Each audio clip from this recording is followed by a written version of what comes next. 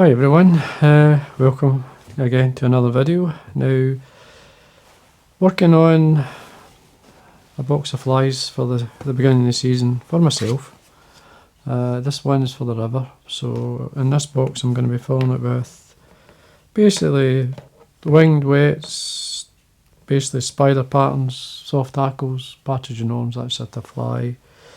Point fly would be to help turn the cast over. I like to use a pheasant tail. In this case, these two rows are tied with copper wire. I'll show you a box that one of the wee boxes are filled. It gives you a better idea of what the type of flies I'm going to be tying. So as I say, I've got point fly, in this case pheasant tails, the point. This really is a top dropper pattern. It's a caddis that I like, soft hackle I like to use.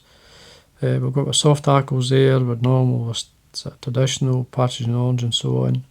I've only got the one winged wet there, which is the March brown. But there's lots of patterns I could use.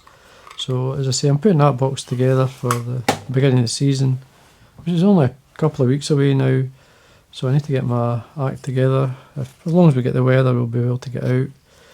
Now I'm just tying out a wee soft hackle. Now the other thing I'm going to be using is there's a full mill hook, but I'll show you that as I zoom in.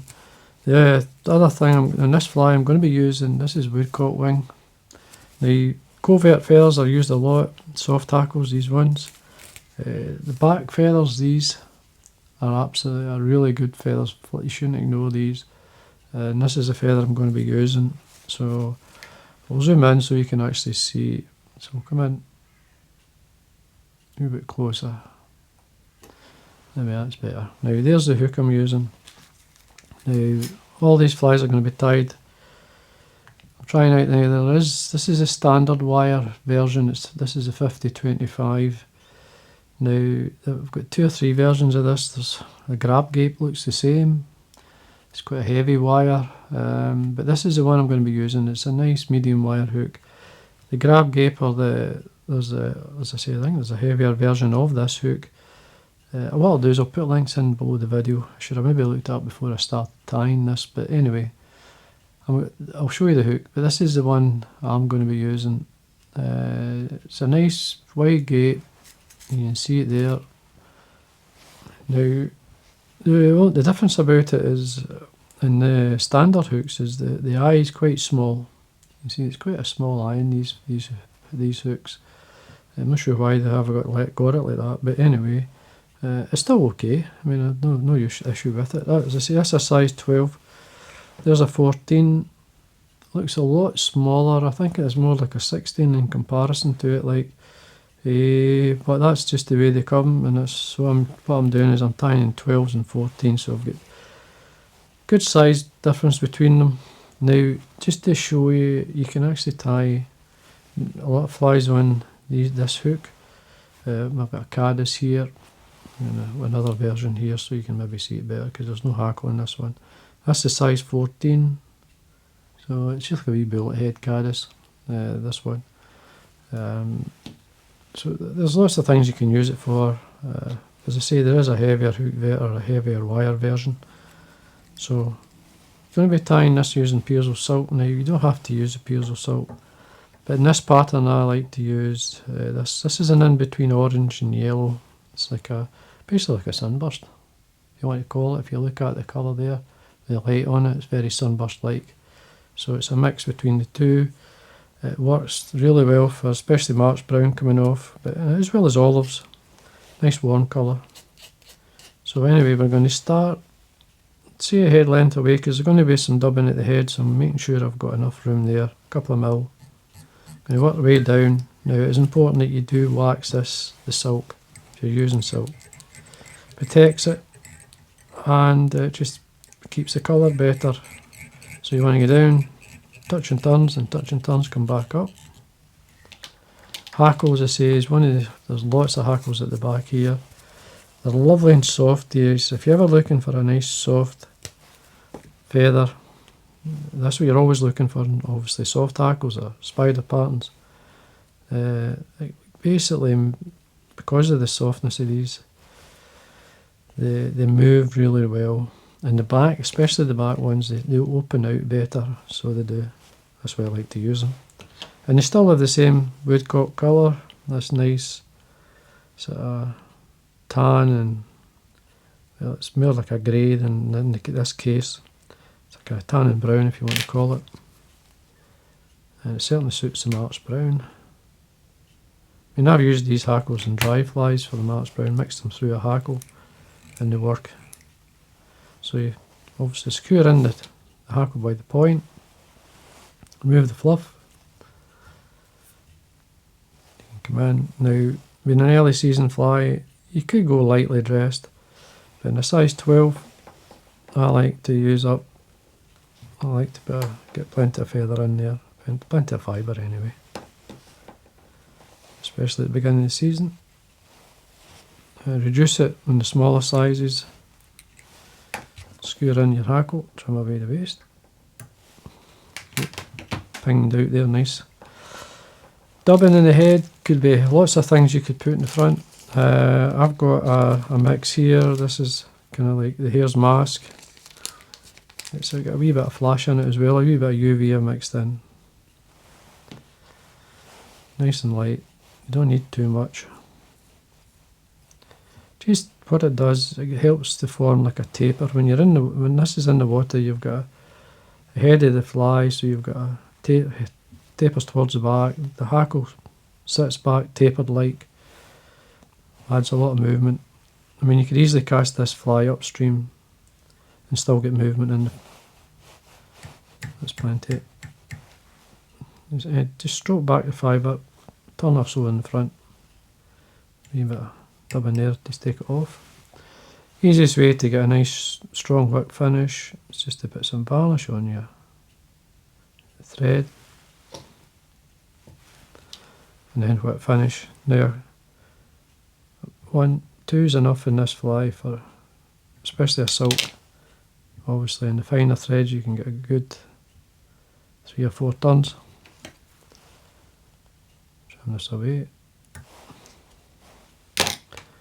Bring my hackle fibres back up, but you can see it there.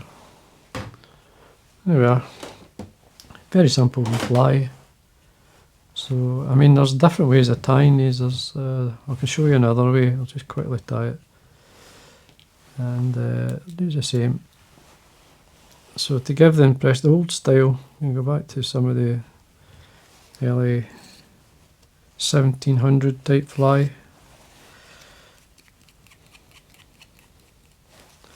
And we quickly, again, leave a space, come down, hang off the waist, come back up.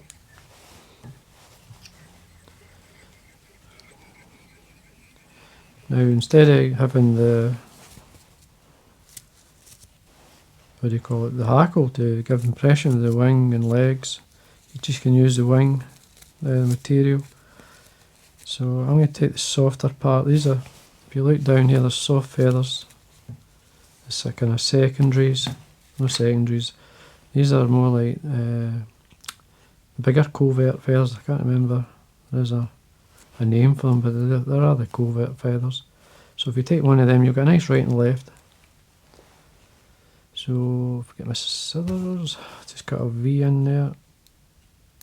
And the thing about these are nice and soft. So we just pull that together. So you get a nice wing. So just pull it in, hold it, bring your finger and thumb on there just to hold it again. Just set it up. Just fold it. Just take your time. I'll let it go there. So just come in, hold it, pinch and loop. A couple of turns. Just make sure it stays on top. Check my length. I want a wee bit longer than that. So I'm going to come further in. Just go back and get away with it.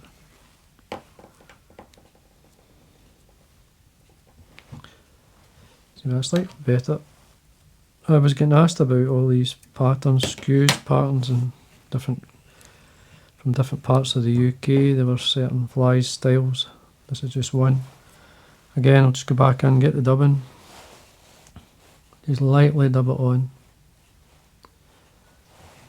Just from the front, I usually like to wind up towards the wing. You can use the dubbing to slightly lower the wing, but you want the wing to sit up. Don't be shy with the dubbing at the front, because that gives impression of the legs. I say that's all the difference it takes. Now, I'm just going to put it again, a wee bit of varnish on my thread.